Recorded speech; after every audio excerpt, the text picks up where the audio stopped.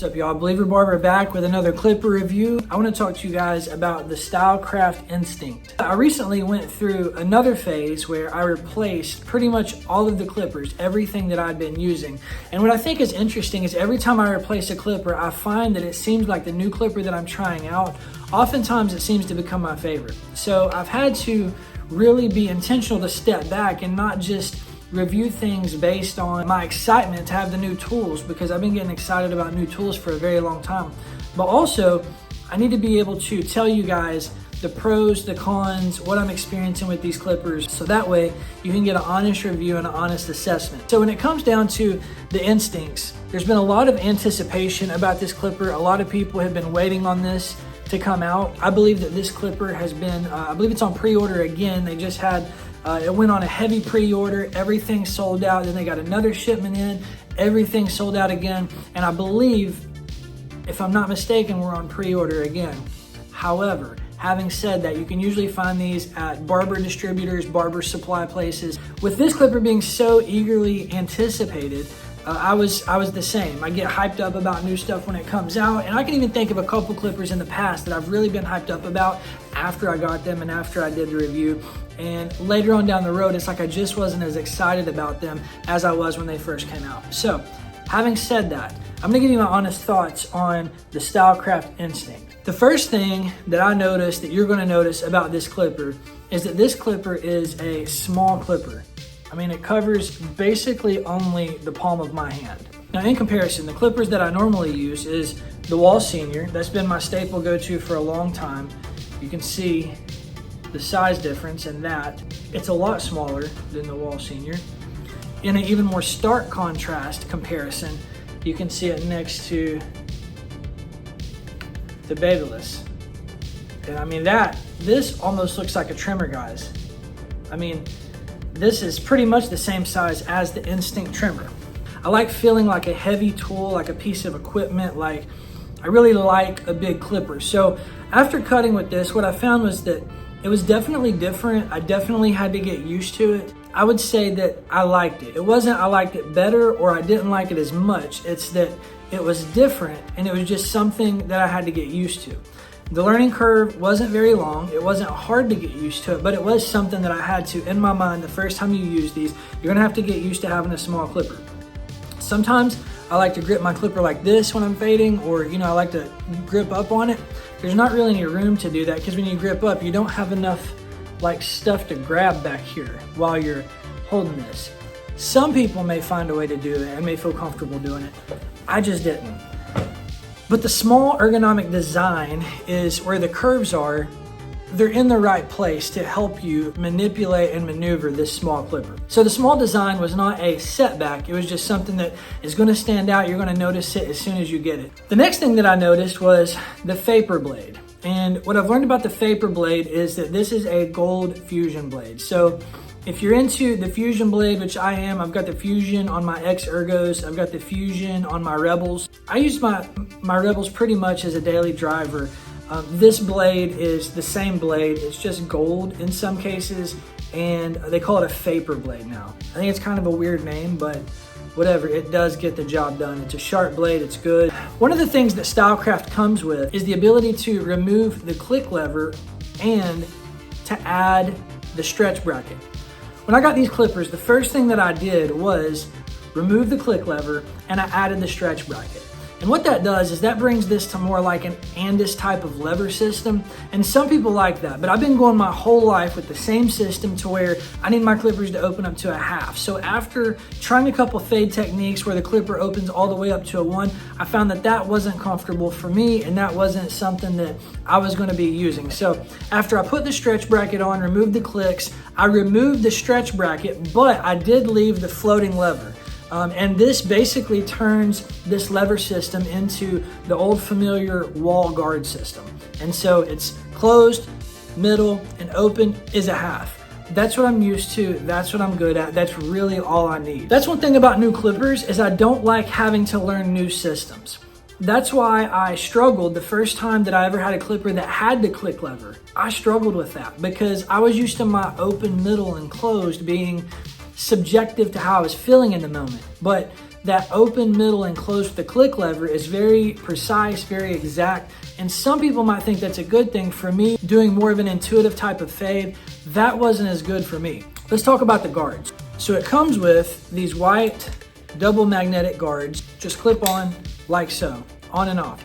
Reminds you of the Andis guard system if you were ever used to that. I used to use Andis guards on my Oster fast feed, so it's very reminiscent of that. Specifically with these guards, I've actually been using these guards for a very long time. I think since I got my Rebel, I pretty much converted most of my clippers to using these guards. I like the way they're pointed. I like the way they pick up the hair for the bulk. And these are basically replicas of the old Stylecraft guards. They've got some different colors on the print, so you can identify what guards you're grabbing. This is a green 0, so you got a red 1. So it's nice to see some things identified with different colors. Sometimes that color comes off. So just because it's got the color on the guard, don't plan for that to stay. And most barbers who've been cutting for a while, you have a system, you know what guards you're using, you know what they look like just to look at them, and it feels good. Having said that about the guards, I don't think that the guards that come with this clipper are the best for every texture of hair. I still keep my babyless guards, which I feel like the babyless guards did a way better job of doing what the wall guards started. But when Wall went to the premium guards and they went to that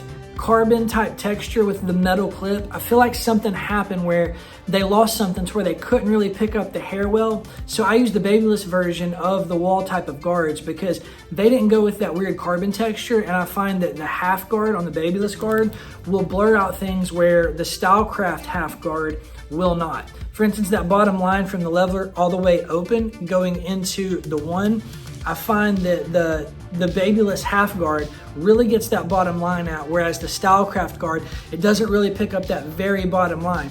However, the Stylecraft guard with the points is better for the notch cutting, and it's better for tightly curled texture hair.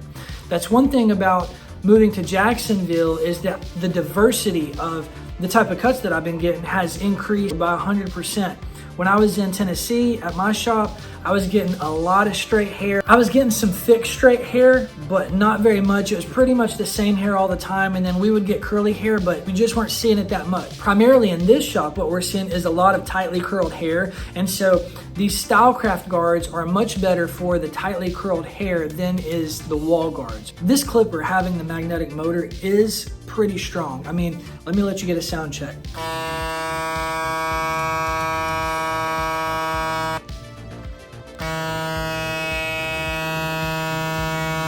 And because the motor is so strong, when you're cutting hair, you can literally feel the vibration in your hand. That is something that's not really a big deal, but you do kind of have to get used to it if you're used to a rotary motor or if you're used to other types of motors in your clippers. It's interesting to see a cordless magnetic motor that goes so fast. Because it goes so fast, that means there's a lot of movement. A lot of movement on a small body with not a ton of airflow means that this thing does get warm. I found that it gets warm mostly in this area when I'm doing a whole haircut, but what I've also found is that when I'm cutting, after I've been cutting for, I don't know, 15 or 20 minutes, I'll just kind of check the blade on my arm, and the blade does get hot. I'm not saying it gets hot to where you can't stand it, and to be honest with you, for the time that you need only the blade on somebody's head, it doesn't get too hot. You should be able to go in from the bald to, the half guard in about 15, 20 minutes tops if you're taking your time. I mean, 20 minutes to go to pull out one guideline, I don't think that's unrealistic. In that amount of time, this thing doesn't get hot. And by the time you get there, you're putting guards on. So as long as there's a guard on this thing, the client's not feeling the heat. You might feel the heat in your hand, but the client's not feeling it. And it's not really anything to worry about. I'm not talking about it gets hot like overheating. I hear a lot of people saying that, oh, it gets hot, it gets hot. It does get hotter than other clippers, but it doesn't get hot like by nature. I mean, after cutting, full days with it, it doesn't get like overheated. I think it's just a matter of you've got a lot of power in a small body, little airflow. It's just what happens. It's going to warm up a little. To mitigate that, you might get 2 of these, so that way you can swap them in and out. I've always been a proponent of having 2 of the same clippers. My daily drivers, I like to have 2 just to switch in and out. As of right now, having replaced all the clippers on my station, this is still a daily driver for me. It does a really great job when you zero gap it of getting the bottom line out. I've heard people say that it hits really great out of the box, but I didn't try it out of the box. I really wanted to set the clipper from the beginning so that way I could know what I was getting, know that it would take the line out, and I'm really liking this. I'm really liking what Stylecraft is doing. I really like Stylecraft's investment into the local industry. I like Stylecraft, you know, Austin and the guys over there, they're doing a really great job of staying in communication, listening to what barbers want. And you know, there are a few companies in our industry that do that.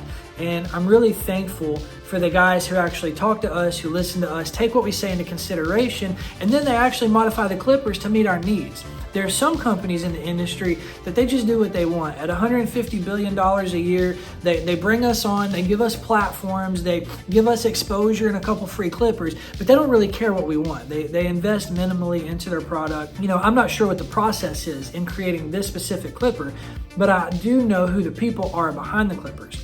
So different people have different ways of doing business, but I've always been one who's been very relational. I enjoy dealing with and talking to people. I enjoy the relational status, and I enjoy when I can tell that a company does care about the barbers that they're serving.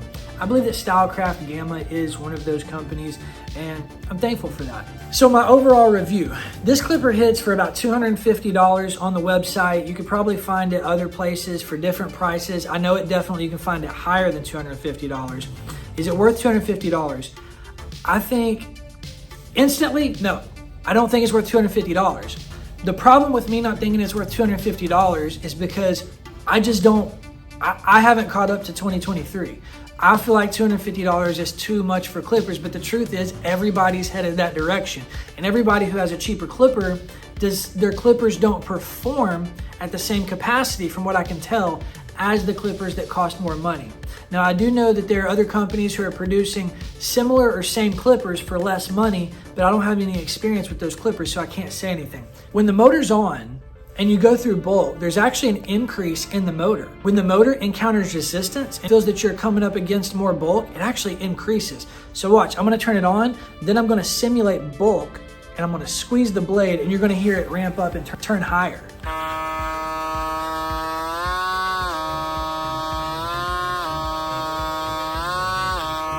I don't know what the science is behind that, but I think it's really great that it does that. This did go through bulk really well. I didn't struggle with, you know, taking it through bulk on straight hair. I will say that I had some, you know, a couple cuts that were really like nappy hair. It's crazy. This week I actually had some wonderful opportunities to test how it goes through the bulk. And I'll say that really nappy hair, like if you got like a twist cut and somebody's taking it all the way down to like a brush cut, this isn't going to cut through that. You're going to want to grab a Walt Senior or something like that. Walt Seniors have been trusty for a really long time for cutting through bulk and for fading and everything. But so these do cut through bulk, especially straight hair. When it gets to tightly curled hair, going through the top can be an issue. Not really a problem for me. It's good to have tools that do what you need them to do. So for me, I do think this is a clipper worth having on your station. There may be, I mean, who knows? Maybe in 3 weeks, this will be off my station. I don't know, because I just switch up so much and I change my mind. And you know, when you get new stuff, you want to try new stuff. And a lot of what keeps me motivated is new stuff. Like having new stuff just kind of keeps me pushing. So I do want to recommend this clipper. Absolutely. You're going to see a lot about this clipper online. You're going to see a lot of reels. The hype is definitely real on this clipper. What's it going to do in 30, 60, 90 days? We're not really sure. There's some people who have had this clipper for 30, 60, 90 days. You can check their reviews, see what they were talking about back then, see what they're talking about now. But overall, I definitely recommend this clipper. So I hope this review gave you some insight on the Instinct from my perspective. Having had it for a week, I really like it. I like it open to a half. I like the floating lever. I like the ergonomic design of it. I like it that it's small. Had to relearn the new system, but it wasn't a problem for me. And even though it gets a little warm, it doesn't bother me that bad.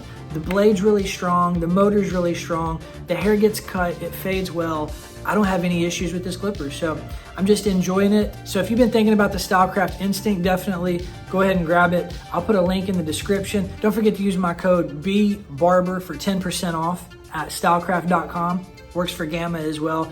Any products on their website, anything that you want, just use BBARBER and you'll get a 10% discount instantly, and it'll let them know you rock with the Believer Barber. Having said that, thank you for tuning into this review, guys. I've got a lot more content coming. If you're not following me on Instagram, go ahead and follow my Instagram, Believer Barber, formerly Clean Cuts. If you haven't subscribed, go ahead and like, comment, and subscribe. Let me know what you think. Let me know what your experience is with this clipper.